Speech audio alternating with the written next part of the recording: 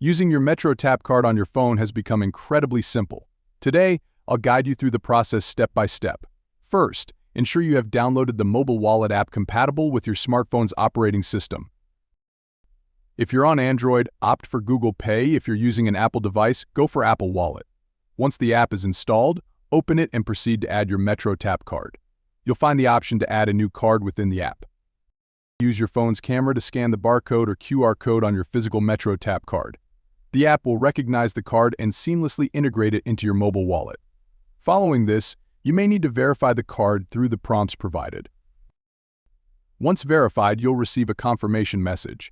Depending on your phone's security settings, you might need to authenticate your identity through methods like PIN, password, fingerprint, or facial recognition.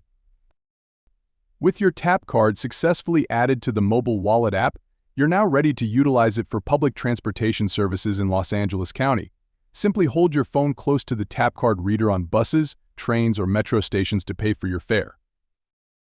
However, before you start tapping away, ensure that your device and the mobile wallet app support contactless payments.